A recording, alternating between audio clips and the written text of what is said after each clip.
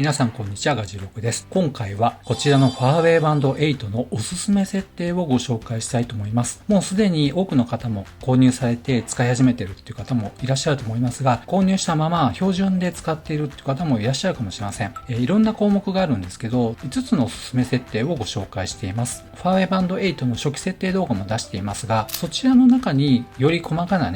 項目の設定方法もお伝えしています。もしかしたら今回お伝えしていない情報がそちらの初期設定動画にもあるかもしれませんので、ぜひ合わせてご覧いただければと思います。というわけで今回5つに絞っておすすめ設定をご紹介いたします。それでは早速本日も行ってみましょう。まず一つ目のおすすめ設定になりますが、それはこちらの文字盤のことになります。このオレンジ色の部分やこのスリープの部分ありますが、Apple Watch でいうところのいわゆるコンプリケーションというような機能になります。例えばこのオレンジのエクササイズをタップするとワークアウトに飛ぶことができます。またスリープのとこですね。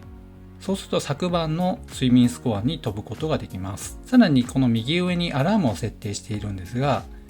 こういったアラーム機能にすぐに飛ぶことができるショートカット機能が含まれているわけですね。で、これらを自分の好きなようにカスタマイズすることができます。ただ一つ注意としましては、こういった機能を変更できる文字盤とできないものが存在しています。今お見せしていますこの文字盤は全部で5つのアイコンを変更することができます。画面を長押しをしまして、このギアのマークをタップしますと、このアイコンが青枠で囲まれている状態になるんですね。それで、例えばこの左上のエクササイズのところを別の機能に割り当ててみたいと思います。タップしますと、ワークアウト、活動の記録、次にデュアルタイムと出ていますね。また天気っていうのがありますね。では今回はそのデュアルタイムを割り当ててみたいと思います。各地域の時刻を割り当てることができるんですけど、オーストラリア東部夏時間っていうのがありますので、こちらを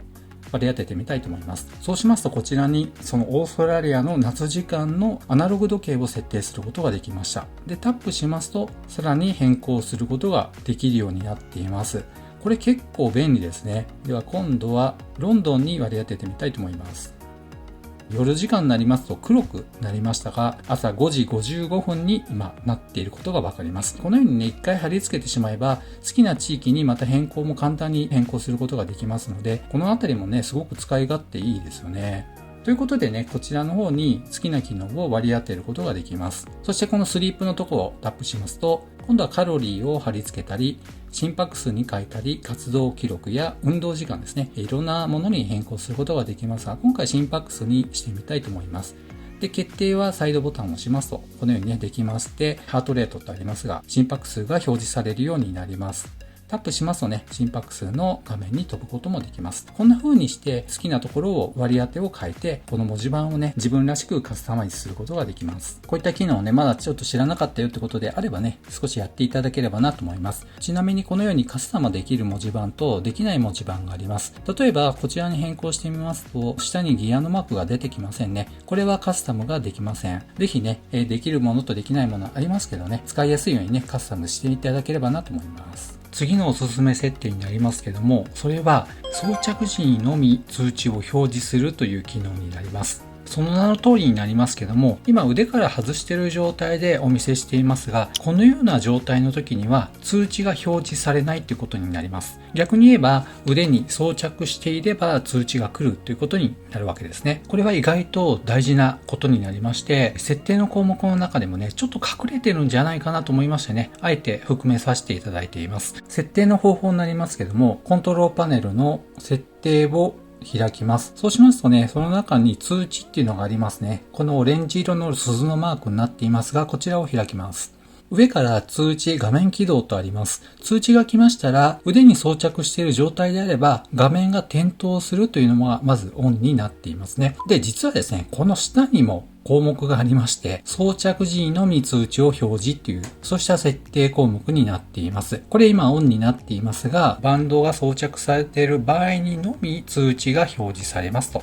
書いてあります。というわけでこの通知の項目の中に2つ設定項目が入っていまして、特にこちらの2つ目の装着時のみ通知を表示っていう方がかなり重要になっています。今腕についている状態であれば通知が表示されることになります。でしかも画面を起動ということで画面が消灯されている状態で通知が来ますと画面が点灯してくれるわけですね。この機能をオンにしていないとなかなか通知が表示されないっていう方もね、もしかしたらいらっしゃるかもしれませんし、初期設定の段階でオフになっている場合も中にはあるかもしれませんので、この辺もちょっと見ていただければなと思います。問題なく両方ともオンになっているのに通知が来ないのであればね、また別の原因かもしれませんので、そのあたりもね、ちょっと含めましてご紹介させていただきました。そして3番目のおすすめ設定になりますが、このホーム画面に対しまして、睡眠モニタリングの結果、心拍数、血中酸素、そしてステータスですね。こちらの4項目が表示されるようにしてあります。この先はいけないようになっています。こちらをですね、自分の好きなものに変更することができます。これどうやってやるかっていうことなんですが、やはりですね、設定をこちらから開いていただきますと、こちらにカスタムカードっていうのがありまして、こちらを開きます。そうしますとね、このように編集画面が出てきまして、睡眠、血中酸素、心拍数、活動記録というような並びで今並んでいますね。これが先ほどのお見せしましたホームから右のページにあったものになります。この部分を編集することによって自分の好きなものを貼り付けることができます。例えば一番最後にありました活動の記録とありますけども、ちょっといらないよってことであればバッテンを押しますとね、すぐ消えました。並びが今、睡眠、血中酸素、心拍数になりましたが、今度は、じゃあ睡眠ではなく血中酸素を一番最初に持ってきたいっていうことであれば、矢印ボタンを、ね、タップしますと上に来ますので、順番を入れ替えることができます。心拍数を1個上に持ってきたい場合、はい、真ん中に今来ました。これでよろしければなんですが、このようにスワイプしますと決定。そうしますとどうなるかというと、ホーム画面に対してすぐ右側に心拍数が今来ています。そして血中酸素、睡眠という風に出てきました。こんな風にして編集することができます。ではですね、先ほどのページになかったものを追加してみたいと思います。ホームからすぐ右側のページに別のアプリを割り振ってみたいと思います。その場合はプラスマークをタップします。すべての機能は貼り付けることができるわけではありませんが、リストの中にあるものから選ぶことができます。例えば今回はストレス測定を割り振ってみたいと思います。これで OK をします。そしてストレス測定を一番上に持っていきたいので、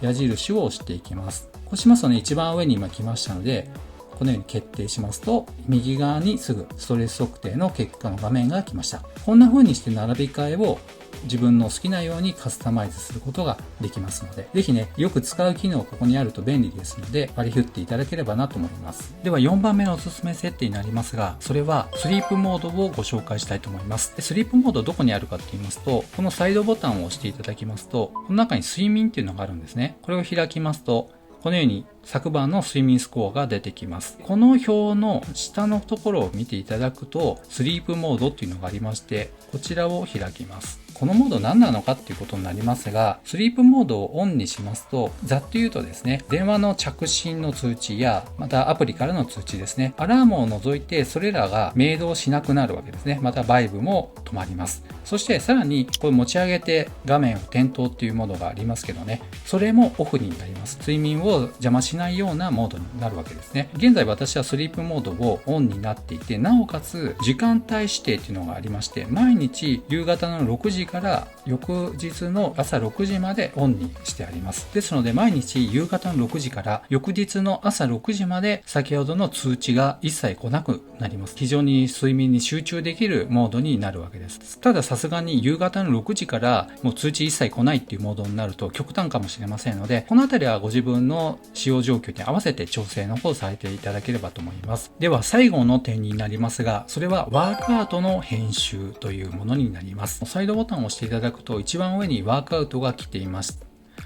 で、こういう風に開きますと、順番にですね、このようにワークアウトのメニューが並んでいます。すでに編集されているものになりますので、現在は屋外ウォーキング、屋内サイクリング、自由トレーニングというふうに並んでいます。ではどうやってこの画面を編集するかということになります。では今回屋外ウォーキングは残しつつ、この緑のね、屋内サイクリングと自由トレーニングを削除してみたいと思います。カスタムを押します。そうしますとね、先ほどの3つの項目が出てきまして、真ん中の屋外サイクリングをまずバッテンを押しますと削除されます。削除しますかってありますので、0点を押します。自由トレーニングもバッテンを押します。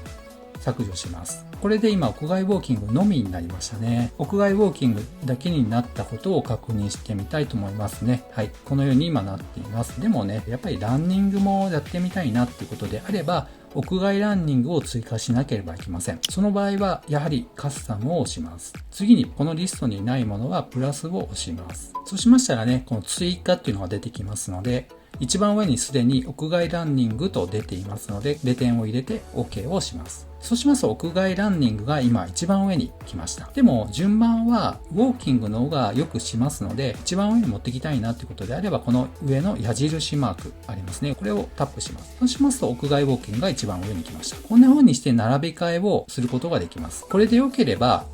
このようにスワイプで戻っていただくと、このリストの一番上に屋外ウォーキング、屋外ランニングっていう風に並んでいますね。こんな風にしてワークアウトの画面を編集することができます。はい。ということで今回、ファーウェイバンド8の買ったら絶対やっておきたいおすすめ設定ということでね、ご紹介しましたけども、いかがだったでしょうか。まだまだおすすめしたい設定項目はあるんですけど、それは以前出しました初期設定の動画の方に、今回ご紹介していない細かな設定も含めていますので、ぜひね、他のないかなっていうことであればね、そちらの方をご覧いただければと思います。概要欄にリンク貼ってありますので、すぐその動画に飛ぶこともできると思います。というわけで、このおすすめ設定が参考になれば幸いです。というわけで本日は以上となります。この動画が良かったよって方は高評価、そしてまだの方はぜひこの機会にチャンネル登録をお願いいたします。ではまた次の動画でお会いしましょう。さよなら。